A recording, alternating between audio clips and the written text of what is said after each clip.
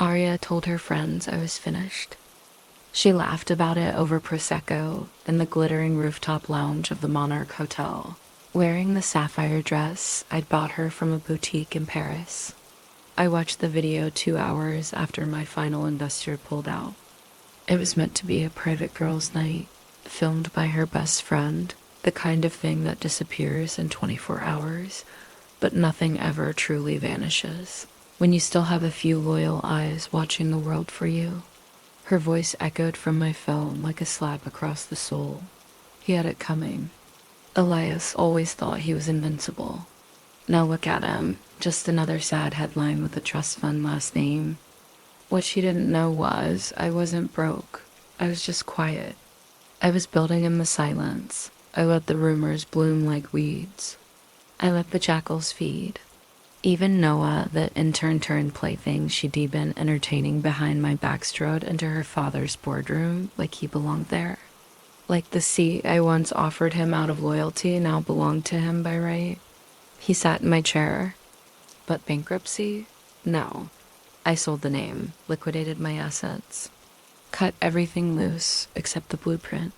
And 8 weeks later, I executed the quietest hostile acquisition in Fairmont history. I bought controlling shares of her father company, Arden Voss International. She laughed when she thought I had disappeared. I smiled the day I fired her boyfriend. Let us see if she still thought I was broke after I made her father report to me. Elias Rowe never made noise when he entered a room, but people always noticed. He wasn't loud, wasn't flashy, but everything about him spoke with weight. The tailored silence of his suits, the chill in his stare, the way others tripped over their own words to fill the quiet. That's who I was before Aria. I met her at a gala I had no intention of attending. She was breathtaking onyx black hair in a braided crown, a red velvet dress with an open back, and a voice like velvet and claws. She walked past me like I didn't exist, so I didn't look up. That's when she stopped. "I am Aria," she said, her hand extended like it was a challenge. "Elias, just Elias. You'll remember mine," she smirked. And I did. That smirk became her signature when she beat me in debates, when she twisted moments into puzzles, when she knew she was getting under my skin. At first it was thrilling. She was fire to my frost, reckless where it was calculated. We collided. And 6 months later, we married. No prenup. I thought it was passion. She saw it as positioning. Aria came from legacy. Her father, Malcolm Voss, was CEO of Arden Voss International, a dynasty disguised as a business. When I married him, I was the outsider, the disruptor. They treated me like an ambitious charity case with a sharp tie. I didn't care. I was building our soon a fintech beast with global ambitions. Revenue doubled every quarter. I didn't need her family's approval. I needed her belief, or so I thought.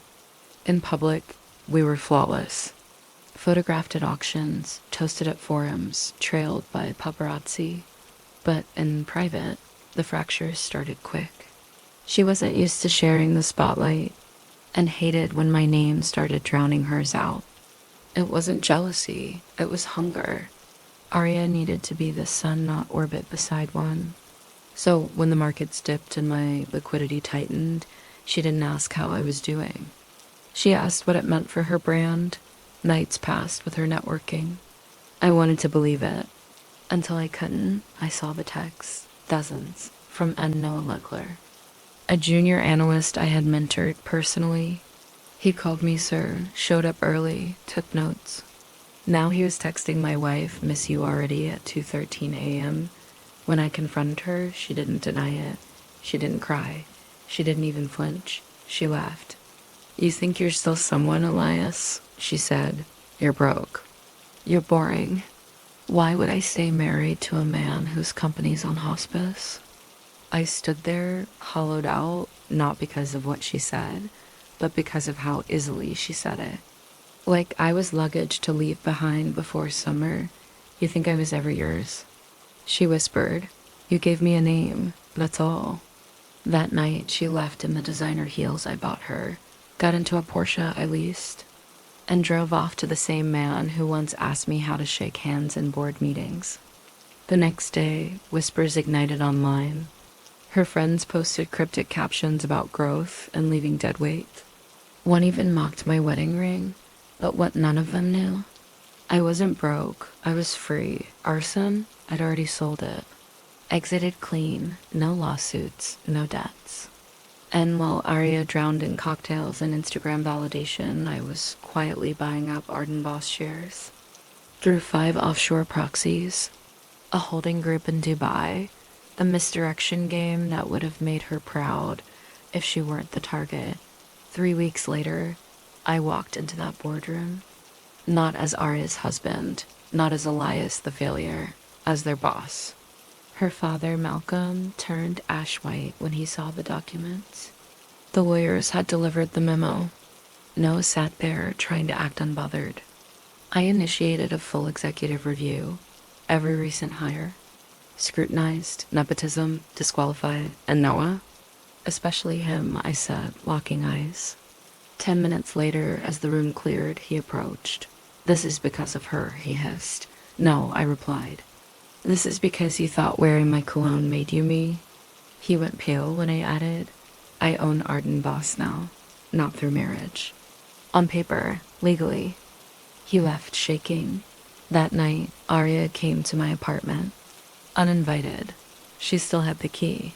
She found me on the balcony, bourbon in hand, watching the skyline. "You humiliated him," she said coldly. "You replaced me with him," I answered without turning.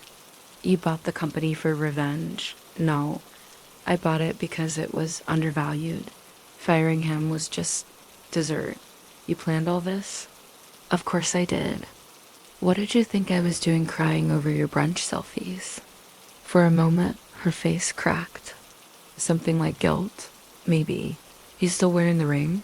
I asked. She looked down. "The stone's gone. Of course it is. You let them call me weak," I added. "I thought you were done," she whispered.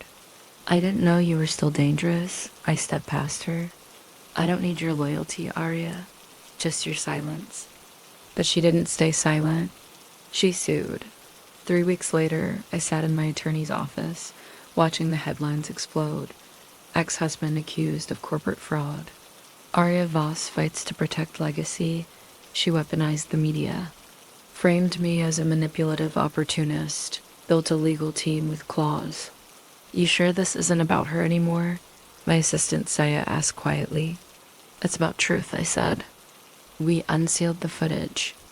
The video from the night she showed up unknowingly caught on a security feed. In it, she admitted everything. The manipulation, the strategy. The fact that I was just a stepping stone. I played in court. Audible gasps followed. Aria didn't speak. Couldn't. Jackson was absent. Coward. By the end of the trial, Aria was removed from the board. Noah blacklisted from every affiliate firm. Her father retired early, handing me full control. The empire she tried to weaponize? Mine now. A week later, she showed up again. No cameras. No makeup. No war paint. "I was scared," she said, "of being left. So I left first." I said nothing. "I know you won't forgive me," she added, tears falling. But I needed to say it. "You were my everything," I said, "even when you betrayed me. But now, I believe in consequences more." She laughed. This time, I didn't follow. I met Saia that weekend. Rooftop cafe. No pressure. No pretense. She was calm after chaos. "I'm thinking of selling Arden," I told her. She smiled. "Then sell it, after you marry me?" She blinked, then laughed. "Only if the prenup's 1 page. Deal." I walked home that night lighter than I'd ever felt. Tossed the old wedding ring off the balcony. Watched it vanish into the wind. Spring came early. So did peace. And this time I didn't need revenge to feel whole.